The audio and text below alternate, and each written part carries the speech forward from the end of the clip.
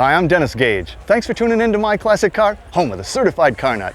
Well, this week we're in James Dean's hometown of Fairmount, Indiana for the 26th annual James Dean Run. This is a great show in a fairground setting that brings nearly 3,000 rods, customs and classics, and of course plenty of lead sled Mercs. Joining me now is Matt Thompson. How you doing, Dennis? Chair of the show, right? Yep, chairman. Man, this is a big job. I said 3,000. Is that right? No, 2,800. That's pretty darn close. Pretty close. Well, now you've been doing it for 26 years. How did it all get started? It got started originally as a little show downtown Fairmount, which is located a few blocks outside the park. About 10 cars got together, had a little show. It was a get-together right around the anniversary of his death, and the idea stuck. It's more lead sled Mercs than I've seen in one place in a long time. Oh yeah, we're very proud. We probably have over, well, I'd say 500 lead sled Mercuries, but we also do have our street rods, original cars, the Porsche, the European style cars. So, and with 3,000, they can't just be coming from the Fairmount area. No, no, we get as far as West Coast and East Coast, California. Wow, so it does have quite a following. Oh yes, it has a big following. Well, I do love these Mercs though, and you just don't see this many of them in one place. And I know you're a busy man. I got to get to work, but let's check some of these sleds out before we have to. Thank you, Dennis. All right.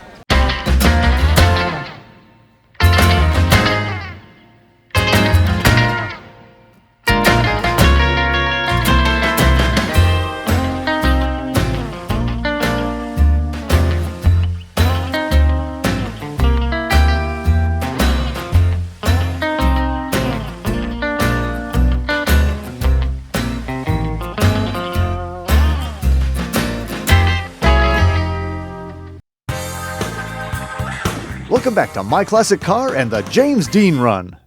We met up with one of the pioneers of lead sled customizing, Jean Winfield. He gave us the scoop on what the James Dean Run is all about. Well, Jean, what do you think of the James Dean Run? Oh, I think it's a fabulous run. I've been coming here now for about 6 years, and it's just great. It's growing all the time. It's almost grown out of this park, with all the cars they have. How do you feel about being the inspiration for so many people here? Oh, well, it feels good. It's gratifying to me that after all these years of hard work and working and chopping tops and all that, and now people enjoy meeting me and getting my autograph and things like that, and I think it's wonderful. How'd you get started yourself? I mean, in the customization part of it? Well, I started out racing, and as I told you, and then I started out building engines, the old flathead engines. Then little by little, the custom thing took off and became more, and more business than the racing part of it. So I got into full-time custom cars, and that's what I've been doing all my life. And you've kind of, grown up, the whole hobby's kind of grown up around you and a lot of the other greats. Yes. I mean, you've hung out with, all of the guys. That's all true. And it's just a wonderful thing to be able to be a part of it and be a part of the starting of things and some of the innovations that I did, back in the 50s and stuff. And it's great. What's it like when people like you and Blackie Eugene and George Barris get together? Oh, it's a lot of fun. Oh, I just love getting with all these guys. Blackie's been an old friend of mine for years and years, and I go to his show every year, so it's wonderful. Well, you're a lot of people's hero, Gene. Okay, thank you.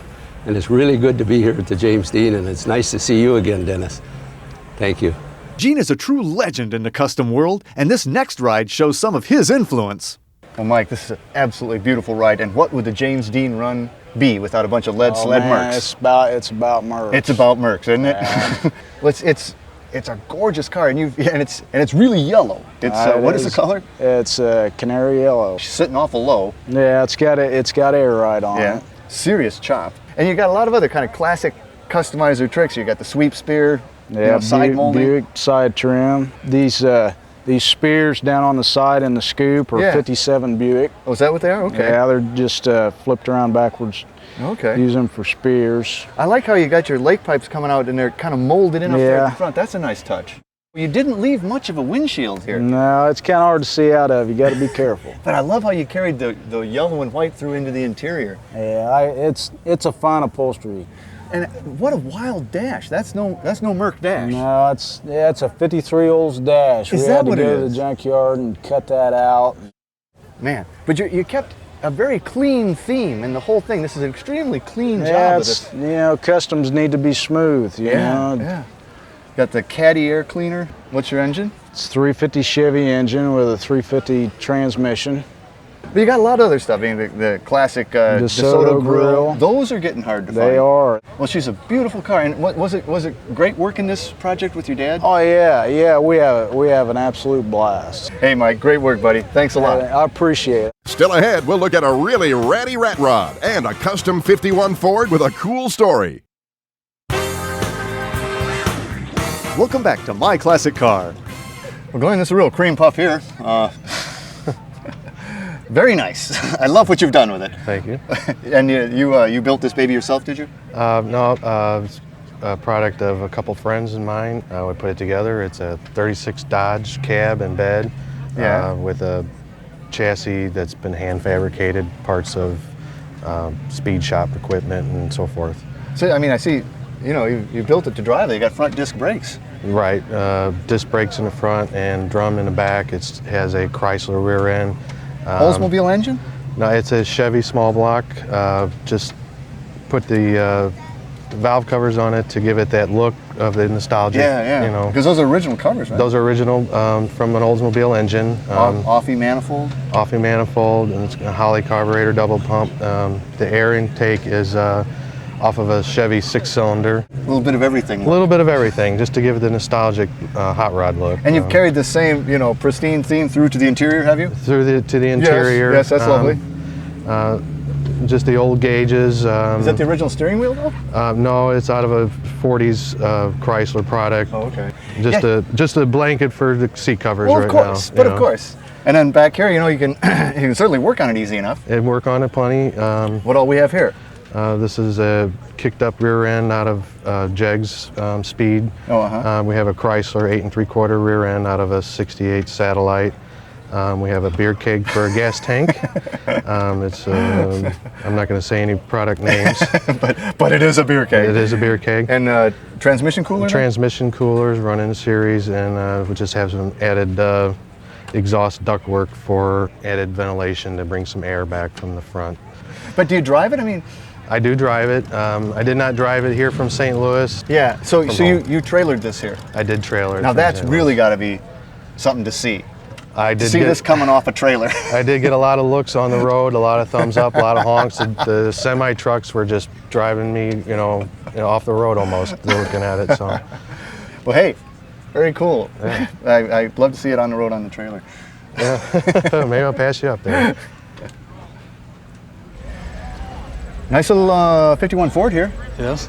It's a beautiful car, Wayne, and you've got some history with this car. I love the story. Well, I bought it when I was 16, 1956. I was going to high school at Tech in Indianapolis, taking airplane mechanics and auto mechanics, and started working on it. Started experimenting on your own car, right? Yeah. So it's never left your ownership. No.